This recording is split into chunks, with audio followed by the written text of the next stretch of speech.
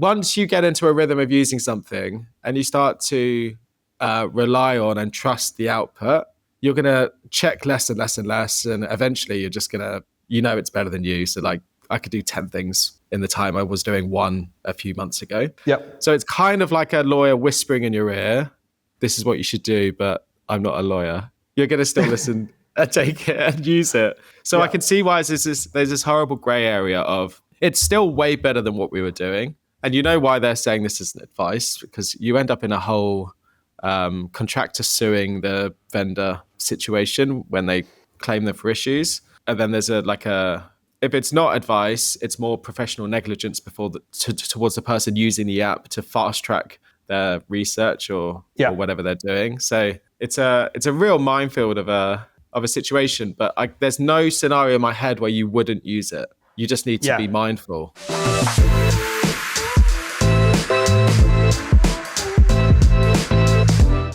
Welcome back to the Offsite Podcast. I'm Jason Lancini, joined once again by co-host with the most, Carlos Cavallo. Today we have three super cool topical topics. We are going to first kick off with a look at the project that we profiled and then as a result got cancelled. Well, not as a result. I'm claiming causation there. Not really true. The Empire Wind project that shortly after being broken down and profiled in our Offsite newsletter got shot by Donald Trump.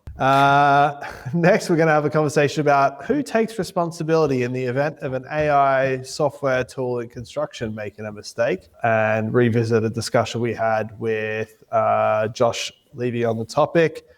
And then finally, we're going to debate a LinkedIn post that alleges that there is, or that talks about the long tail of construction and the large opportunity in smaller firms. Carlos, you're in London. I'm in Germany. This time next week, we'll be in Vietnam. Hey. That's probably the third time we've mentioned it, but the excitement's taking over. It's like the day before Disneyland. So yeah, 2 days. Yeah, we're like a day or two from heading out with our whole team. You packed your bag. Have you got enough tropical shirts? I've done nothing. I've done absolutely nothing. I'm making a list. That's my strategy. And then at the last minute, I pack the list. Yeah, I've been working really hard. I've been working really hard on my European winter tan. So I couldn't be paler and whiter if I tried. Nice. I had a handy weekend in Barcelona last week, so I started. So you're hoping for some residuals on that tan. I hope that tides you over. Yeah, when you put a tan on top of a tan, the whole tan lasts longer. It's my theory. So we'll see. Is it? Every time. Okay. I had about 5 Jersey Shore jokes go through my head, but I couldn't make any of them stack up. That was a throwback. Nice. I don't know why that came to mind, but yeah, there's a lot of tanning going on. Paulie D. Nice. Yeah, I wouldn't have been able to remember any of the names. That's on your reruns. You watched last week. Yeah, I didn't do very well at university. Yeah, no, I was the same. Yeah, university, I was like, I could study or I could watch this. Yeah, cool. That is a throwback. Can you watch it on Netflix or anything, actually? With all that ton of free time I've got now, I might. I don't know what it was on. MTV comedy. Was it? Yeah. Maybe it was MTV. That makes it sound old. People are thinking, is there a channel for MTV? I don't know. I didn't. The reason I don't know is I watched it on LimeWire, like illegally downloaded. They're listening. Cool. All right. Well, diving in off the bat. So, just one day after the Offsite newsletter, famed publication generated from our team here at Apex, covered and profiled the Empire Wind Farm. It received a stop work order issued by the Trump administration. Are they reading it? To give the industry must be so confused when they all read our newsletter. Let's start maybe with what is this project for people that haven't heard of it, and then we can talk about what actually happened. So by way of background, The Empire Wind Project is a massive offshore wind farm off the coast of New York. It's like 15 to 30 miles southeast of Long Island, for those people that really know their geography in that part of the world. In its first phase, which was called Empire Wind 1, the plan was to install 54 giant wind turbines. So again, for people that really know wind turbines, these are 15 megawatt units from Vestas over, I think it's something like an 80,000 acre lease area for a total capacity of about 810 megawatts. For those that don't know electrical engineering like me, that's about 500,000 homes that it can power.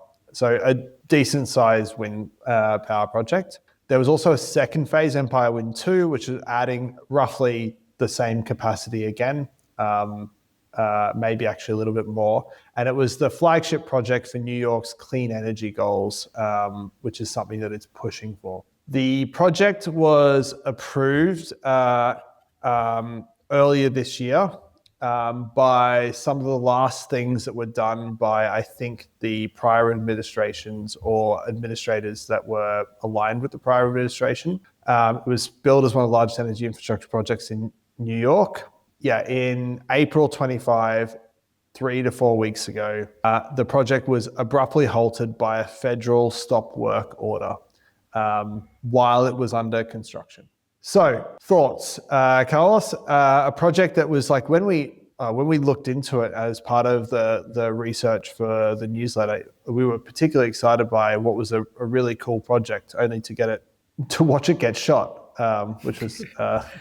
Did you see Trump's views on wind farms? Oh, no, please tell me. Yeah, this will be good. The first one is he said, the noise from wind turbines give you cancer. Yeah, I believe that for sure. Oh, are you sure? Probably. He said everything gives you cancer, so like that seems fair, yeah. Eventually, it might do. Yeah. Number 2, it's bad for the environment. Pretty not true in the grand scheme of things. What part of the environment, like just the general aesthetic of the environment, or? I have no idea, but he's just said that everyone can go fracking as much as they want. So, but you can't see the fracking, so it's fine. So like it's underground. Out of sight, out of mind. Yeah, that makes sense. Yeah. And then the third one, he said, when the wind stops blowing, you won't be able to watch him on TV, and that's an issue. So that was his view on wind, offshore wind projects. But no, massive project. It's done in phases, and there's a number of wind farms within the area. It sounds like it is a temporary pause, though. It's to do with like planning permissions and things like that. So very much sounds like it's delayed. as soon as it's tweaked slightly to become a nuclear power plant. Yeah. Once we just make those adjustments. Yeah, in 4.5 years, when Trump leaves, it will start again. It's just been paused. But so from an engineering point of view, apparently it's a very idealistic location because there's a decent level of wind and the sea is relatively shallow. I think it ranges from 20 to 40 meters. And bearing in mind, you're not right on the coast. That's a bit of a benefit. It makes sense as a scheme. Obviously, New York is one of the big Democratic hubs. So maybe, that's part of the reason why. So... and the project had got full approvals. It's about a $5 billion project investment, this phase 1, and they had work underway with Vestas.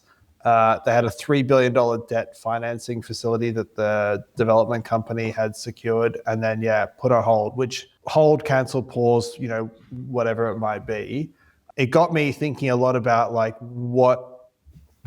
putting the team building its hat on, and probably more generally, we've seen around the world, these major infrastructure projects are often political footballs, and they get, started, then they get slowed down, then they get, analyzed for cost and value, and then they get restarted again. We've seen it in Australia with a bunch of the schemes like Suburban Rail Loop. In the UK, it's like the on again, off again HS2. So what's reality for teams that are on these projects when, suspensions or cancellations or stop work orders happen? Yeah, there's a few different parts to jump into. Firstly, if you just think about the team who are ramping up to deliver a project, you've then got to probably redistribute people, because if there's an indefinite time as to when this scheme may or may not sort of go ahead, you've got to offload especially with the uncertainty of are you being paid. It's also really hard to then not just like hold on to people, but hire people if you do need them, because it's quite unexciting to join a project that might not happen.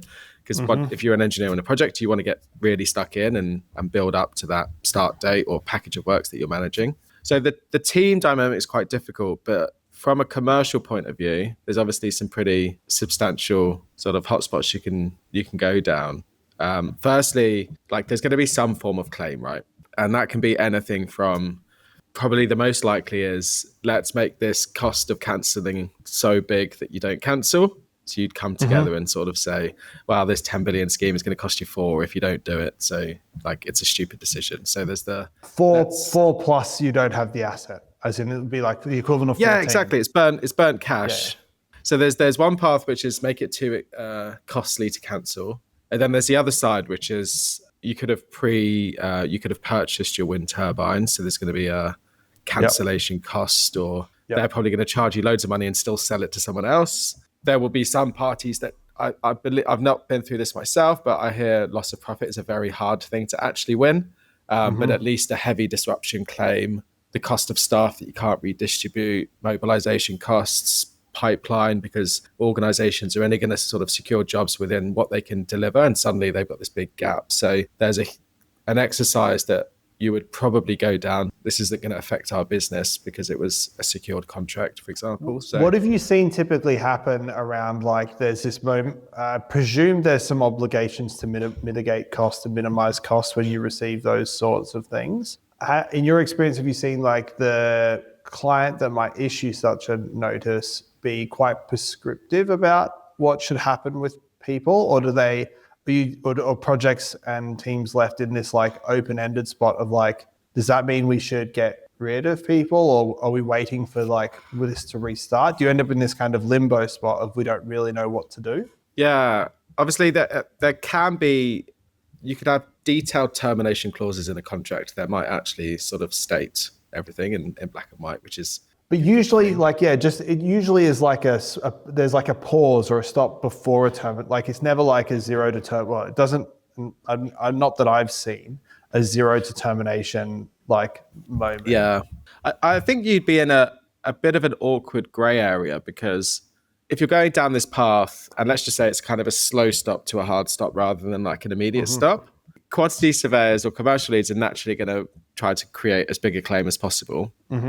And then you're probably not going to just cut everything immediately, because the claim's going to be built on this cost that you're going to keep expending over time whilst the situation's resolved. But all of that cost is also at risk. So if you then lose the battle at the end, you kept people on, you had subcontractors, and then suddenly you're losing everything. It's a real gamble. But if you do get rid of everyone, the claim gets small. So it's a bit of a gray area in the middle. Yeah, you have your whole team, and when there's like that lack of clarity, you have the whole team going, what do we do? Where are we going? And then, like you said, you've got a whole supply chain that are asking the same question. And you'd probably play off the uncertainty by asking for instructions to maintain a crew or maintain something to give you some kind of guarantee is a strong word, but likely cost recovery, because you're still getting instructions. But you wouldn't want to be completely at risk, because some of these schemes, you run out of cash. Are you really going to arbitration? Yeah, you'd almost play the pretty hard line of, there's the contractor of like, well, we'll just stop everything unless you tell us otherwise, sort of thing.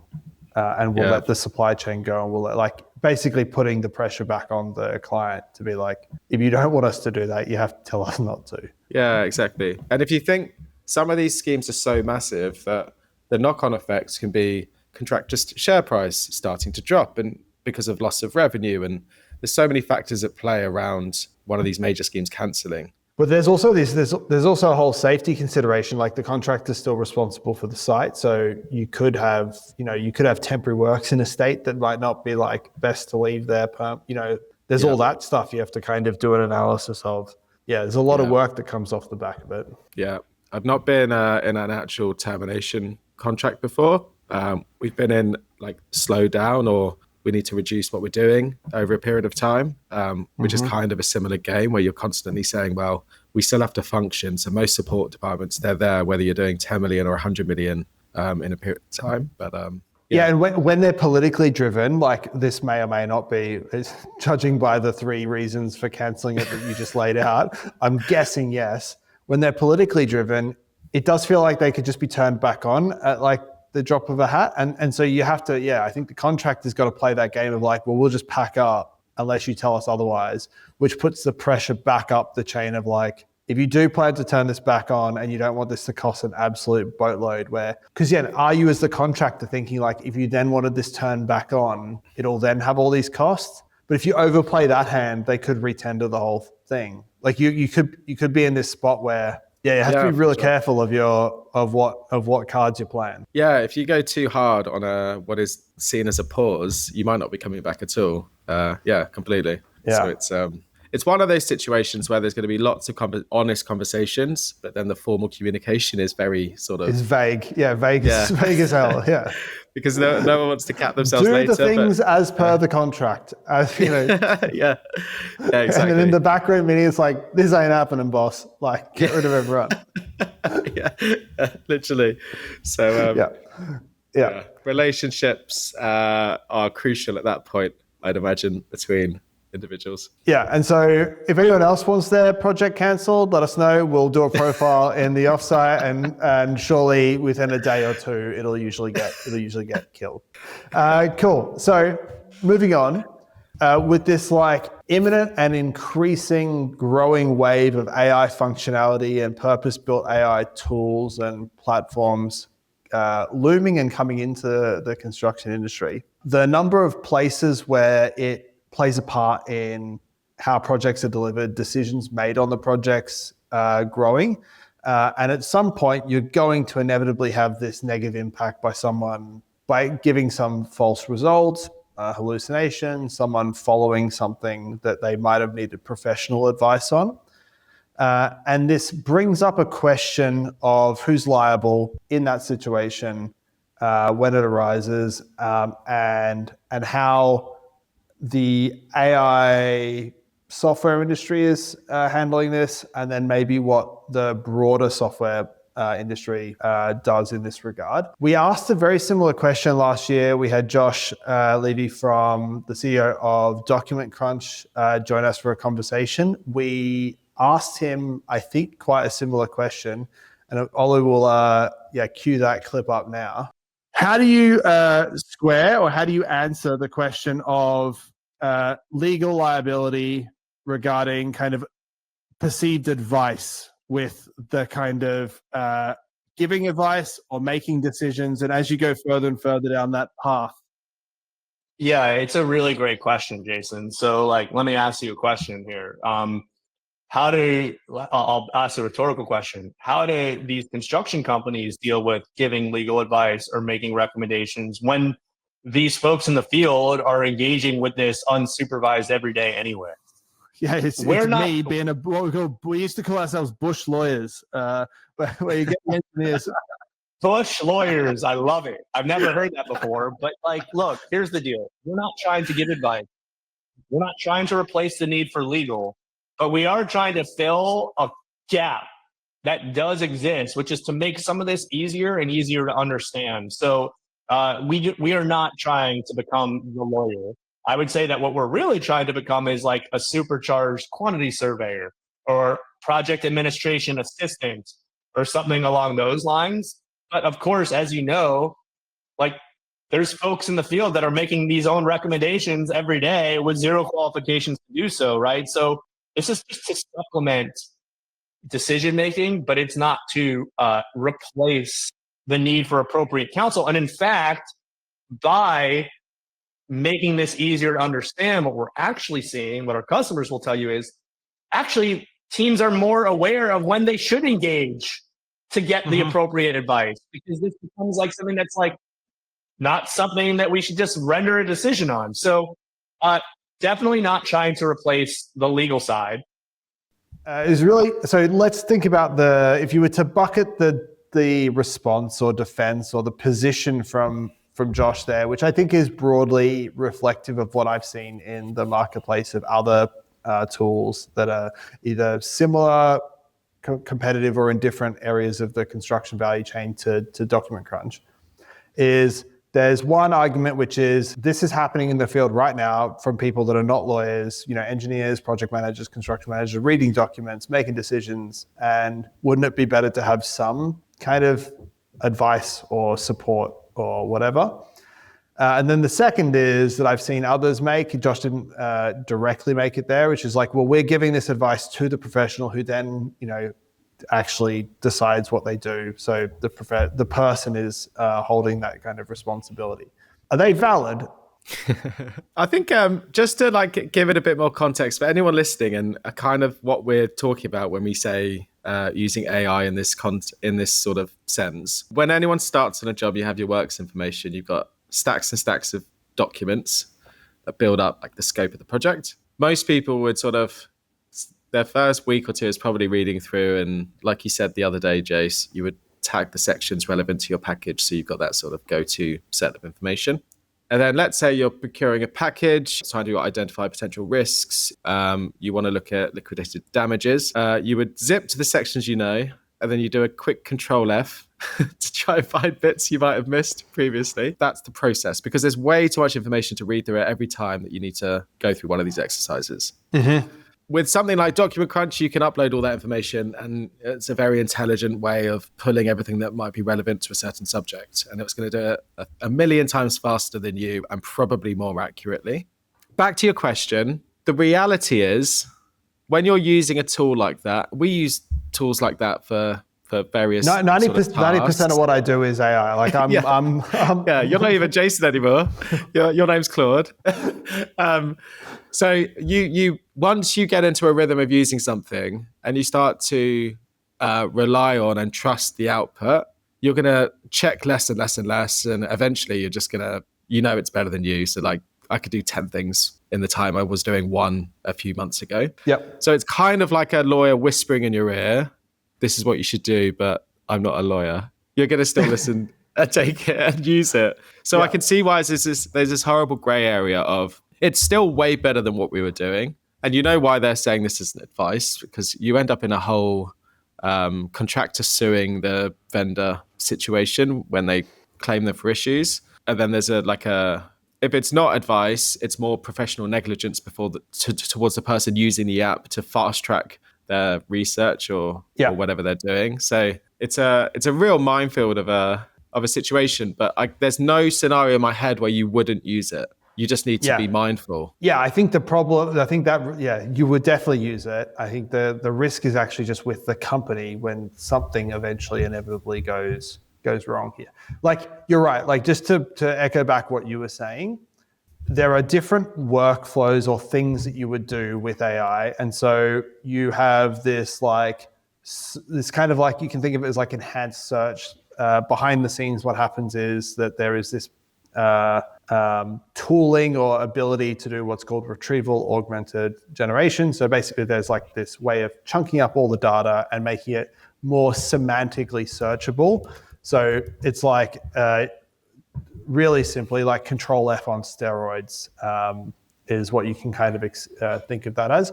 And that's just helping you find stuff. And there's probably relatively low risk with that. Next level of that is probably something and I'm oversimplifying this, but summarization. So read a bunch of sections from all these documents and just give me the kind of 2-paragraph summary of the thing.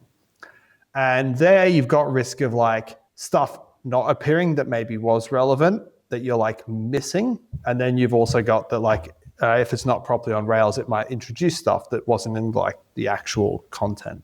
Equally risky is the person just reads the document and misses the section. So it's how much more risky is it than the person who's not actually reading the document? But to your point, once you start using this and you go, oh crap, that's actually super useful, that saved me a bunch of time, you just keep kind of pushing how far you could take it, how far it can take you. And as the trust grows. Yeah, that's right. And you're a hop, skip, and a jump away from, after you ask it to summarize a bunch of obligations around RFIs in a document, you go, well, how do I submit it? Or then you go, I've just had this issue on site, write the RFI. You really just start putting more and more of the making sure we're compliant with the whole thing and the whole process off of your hands and into it. And you could see how that, or you can see how suddenly someone that has been doing this for 6 months or a year and is like really confident in some of those base underlying capabilities, then, writes and says, I just had a subcontractor who have done this. What should I do next? And then we're like, is this person liable for X? No. Cool. Not going to think about it. Yeah. As you can see easily how you like cross that line. And we do it today. I review contracts with AI internally. And when you're forced with that decision as the user, you're like, I could get the answer in seconds, or I could find a lawyer. There's not very rarely like a lawyer just sat around like, got any questions? I'm here for you. To find someone in head office that knows who the lawyer is, that you have to ask the question. They're usually total pain in the backside. I'm very busy. I'm very important. I'll get back to you in 4 months. So you're gonna ask the question, and you're gonna action off the back of the question. So I think Josh is totally right. I think it is way better than the person in the trailer or on site not doing any of it now. But as they get more comfortable, they're going to rely more on it, and it's going to cross into that space where they would have typically asked legal advice, and they're going to rely on AI to do that. And you can also imagine a situation where if it becomes very normal to use it and it does make a mistake, everyone will say it's not their fault and blame the tool. And then you're in a really weird spot then where no one feels responsible or is held to that decision that they made using this tool as a supplementary sort of research buddy or whatever it is. Well, with your background, you'd know exactly. You'd see this exactly like when something goes wrong on a project. What's the contractor doing? Who can I possibly fling this mud on? Yeah, that isn't me. Designers, the tools that we use. There's that does happen. There isn't a strong legal framework around this from what I can tell. I don't know if you found anything different. No, it'll be really interesting to see like the first construction specific case go to court. Not that we want to see that go to court, but there's no precedent on liability and how that will really sit. We're all making assumptions. One thing that I'd love to know from a lawyer is just by saying this is not advice, is that enough? Yeah, no, yeah. Because you could just make that statement with everything, and you'll never. That's like the old off the record statement. You say that, and then it's like suddenly I don't hear anything you're saying. Yeah. Like an email with P and C at the top, and then someone forwards it. Is it really? It'd be an interesting one to follow. Yeah, because there are kind of these loosely defined terms in a lot of contracts right now. Even as a software vendor around risk, indemnity. Those clauses can be very loose, and there is an established precedent that is tested through case law. Where does the risk effectively sit? And so, presumably, you've got to imagine what happens here is that some mistake does eventually get made in the world, and this gets tested, and then the marketplace around contracts and everything start to shape off the back of it. The thing is, like, if an employee makes a mistake, what happens? You work through that mistake. Like, let's just say you're the professional indemnity insurer. Would you rather AI or junior quantity surveyor? Like, they might see that as a less risky thing than the staff that are always missing things and missing deadlines and doing things wrong. It might actually be seen as the less risky thing to do, but everyone's uncomfortable with the fact that it's AI making a mistake and not a human. Yeah, starting with the contractor's insurer, presumably, we're talking about. Yeah. And they probably need a ton of actuarial data in order to make that assessment. And so in the interim, when you don't have any of that data, you're in this spot where the way that typically happens is that insurer then looks at like what other insurers could actually split this blame. So, because the claim will come for the contractor through some issue, and that the contractor will have, let's say there was quality issues off the back of some advice or whatever that resulted in rework cost, and the contractor decides they're trying to try and claim under their construction insurance policy. That insurer then is possibly going to look at that incident and then try to. Like, do you think that's how this gets tested? Like, the insurer then tries to sue the advice giver? Yeah, it's a reasonable path because as soon as they look into that situation and realize AI was used to inform the decision, that's going to be something that you sort of grab and run with, you'd expect. Because they're insuring against usually some degree of negligence or whatever at the individual level on the project.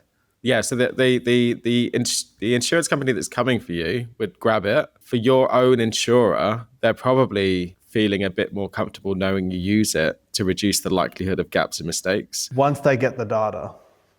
Once there's enough runs on the board. Because it's the same, I listened, there was an interview recently with Warren Buffett at their annual shareholders meeting talking about the insurance risk of for vehicles with the increase of autonomy.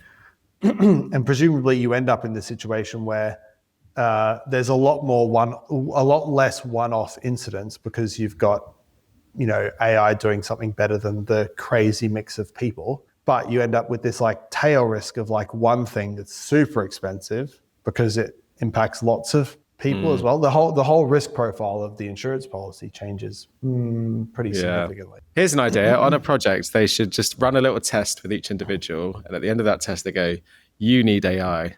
So you will use AI. Oh, you're fine. Yeah, you don't need it. Yeah. Well, we've all got that person on the project. But don't ask Bob anything. He's hopeless. But Bob plus AI. If you go Bob plus AI, Bob plus AI equals a Steve. So yeah. What you don't want to be is the like Jim plus 3 AIs. That gets you up till Bob. We give him ChatGPT Pro. Keeps the subscription cost down. Yeah. All right, let's move on. But I think there's a lot to come on that topic, which will play out probably over years, I would say. So jumping to LinkedIn, your favorite place, there was a post that we discussed recently internally posted by Martin Roth. So for those that don't know, Martin was one of the early go-to-market team members for Levelset and then became the chief revenue officer. Levelset was a US-based construction technology company that did lean payment management. They grew to pretty sizable revenue and were acquired for something like 500 million by Procore in the last handful of years. So Martin knows a thing or two about the construction industry and posted recently that effectively construction is the long tail. And what he meant by that is like most construction technology companies chase the ENR 400. So for anyone outside of the US, that's like the top largest 400 contractors. You might class them as like the tier 1, tier 2 in other regions there.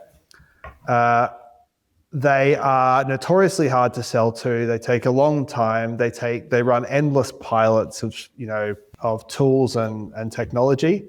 But outside of that are hundreds of thousands of small and medium-sized businesses that not enough people focus on. And the vast majority of construction companies have less than 50 million in revenue. Yeah, it basically drives there's like a big focus on the biggest contractors, which may be misplaced.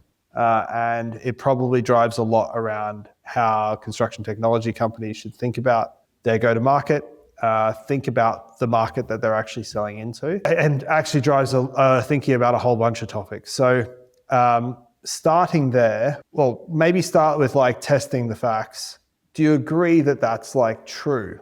Because I can see cases for and against. Yeah, if we take it in a black and white sense, I can see why the idea that like there's more money to be made in like 10,000 companies doing $10,000 of revenue to like going after 10 customers doing a much bigger pool, because you've got the mass market there. I think when I really thought through this, I could see the argument, but I think there's a couple of factors, such as how complex the tool is or the piece of technology. And then off of that, you've got like support and everything that comes with it. And also, if I just go back to the actual the thought rather than trying to sort of frame it at the end, the benefit of going after the bigger contractors for me is, yes, you're going to have these annoyingly long procurement cycles. You're probably going to have to go through the pilot process. You're going to have to like do the dance, jump through hurdles to even get like your first invoice being generated. Yep.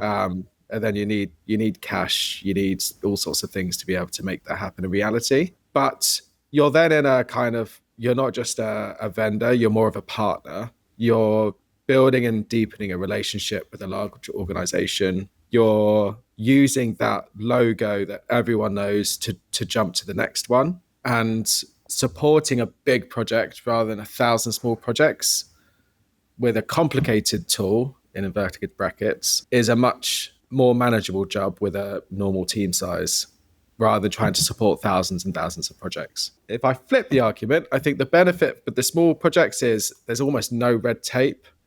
You're probably in the door pretty quickly if you speak to the right person. They're probably super loyal because they probably don't use that much tech. And if you have an actual customer-facing team who's on the end of a phone call, you're probably in like a pretty strong position, assuming that the tech's working for them. Mm-hmm. But it's that crowd of people, how you actually market to those.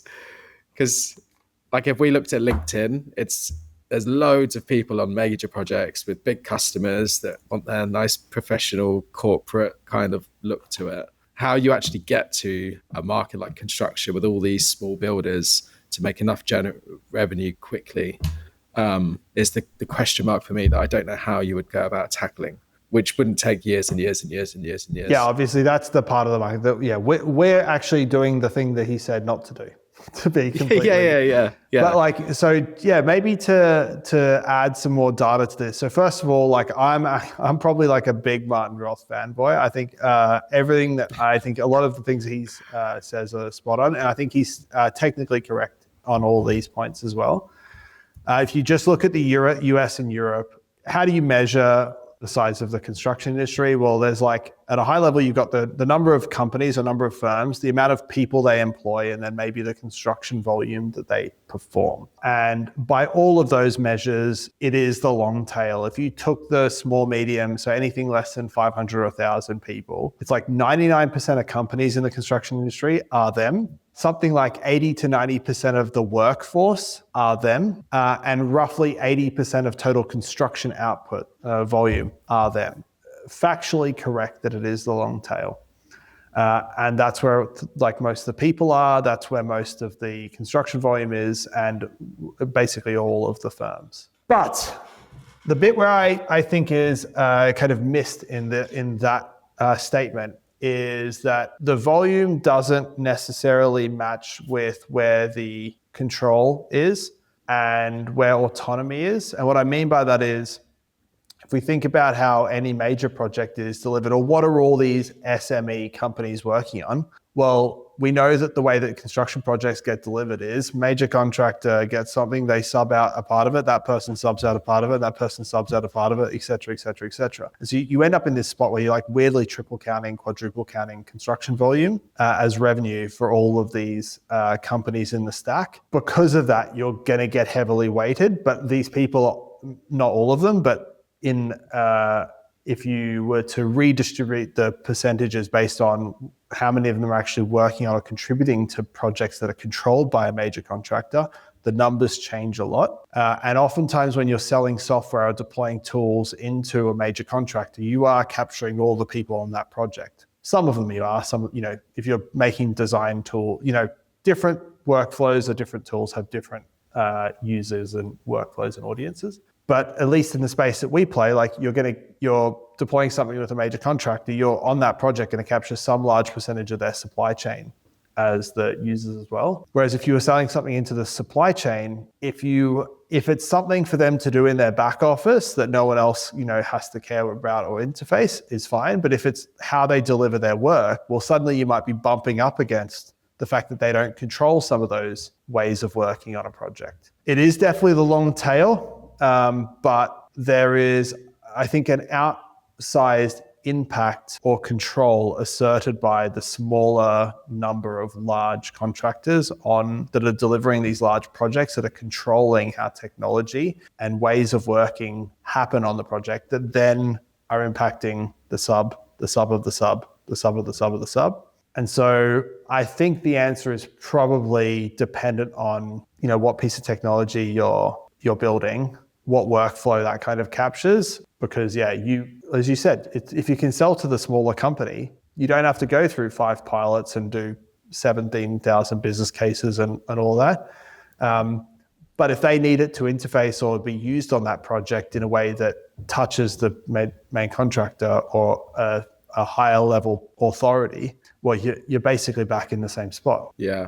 It's an interesting point with the doubling and tripling of value because of the main contracts. And obviously that's partially why contractors' margin is so low.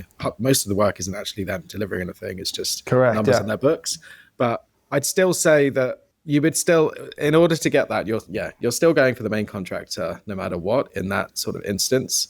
But if you actually, let's say we isolated small projects or small contractors on contracts that they're not working under one of these big mega schemes, I think that'd be really hard graft to go and sell 5 licenses here, 10 there, to make any real traction. It depends. It depends on what the piece of software is. How complicated the tool is. I'm not even complicated. It's just like what the workflow is. Like if you take level set as an example, which was like how people get paid or chase liens. That's a problem that a subcontractor or a sub of a subcontractor is definitely going to have, and that they need to solve for themselves. So that is definitely deployable inside of themselves. But if we think about more like site tools, site tools or anything collaborative, systems of collaboration, big time. You're in a spot where you kind of need to go where the control is. It's a really interesting point. Recommend people follow Martin. Are you going for dinner with him soon? No. Good stuff. Nice one. Read us out, mate. Right. Thank you very much, everyone, for tuning into today's show. If you did enjoy today's episode, please do think about liking this video or following us on your chosen podcast platform. We really appreciate your support, and we'll see you all next week. Bye-bye.